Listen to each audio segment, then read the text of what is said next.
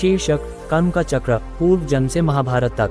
प्रस्तावना। प्राचीन काल से एक प्रश्न मनुष्यों के हृदय में उठता आया है, क्या हमारे वर्तमान जीवन में जो कुछ भी होता है वह केवल इसी जन्म का फल है या पिछले जन्मों की भी इसमें भूमिका होती है।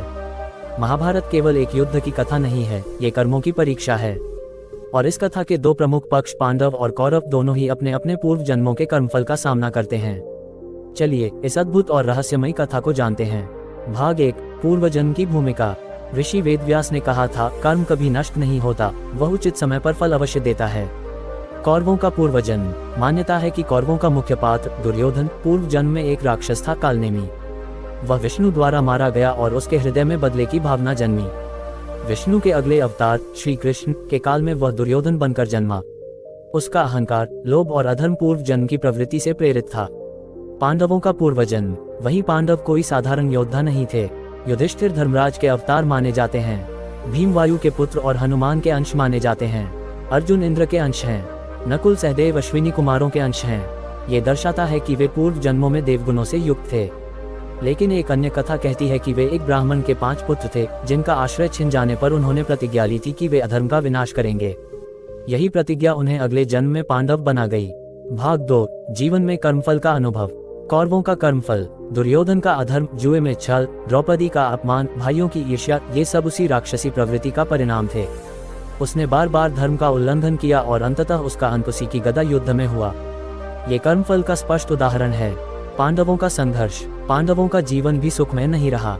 वनवास, अपने ही राज्य से निष्कासन, अपमान, युद्ध में अपने ही संबंधियों को मारना पड़ा। ये भी संभव है कि यह उनके पूर्व जन्म के कुछ अवशेष कर्मों का प्रभाव था, क्योंकि कर्मों का फल केवल सुख या दुख नहीं, बल्कि धर्म का मार्ग चुनने का अवसर भी होता है। भाग 3, युद्ध और मोक्ष की ओर। महाभारत का युद्ध केवल राजसत्ता के लिए नहीं था, यह उस कर्म चक्र का शुद्धिकरण था जो जन्मों से चलता आ रहा था। कर्ण का उदाहरण। कर्ण, जो सूर्यपुत्र था, पूर्व जन्म में एक दानवी योद्धा माना जाता है, जिसने अधर्म का साथ दिया।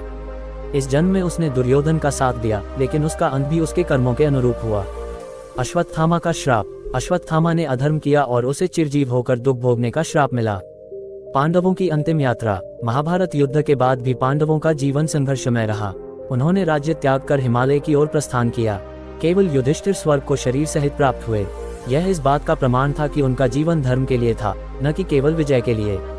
उपसंहार। महाभारत की यह गूढ़ कथा हमें सिखाती है, जो आज हम करते हैं वह कल हमारा भाग्य बनता है। पांडवों और कौरवों ने न केवल अपने कर्मों का फल इस जन्म में पाया, बल्कि उनके पूर्व जन्मों के प्रभाव भी उनके जीवन की दिशा तय करते हैं। कर्म ही सच्चा धर्म है, यही महाभारत की आत्मा है। आपको यह वीडियो पसंद आई हो तो आप इस चैनल को लाइक एंड सब्सक्राइब कर सकते हैं और कमेंट में बताएं वीडियो कैसा लगा। धन्यवाद। मोटिवेशनल वीडियो के लिए आप जुड़े रहें।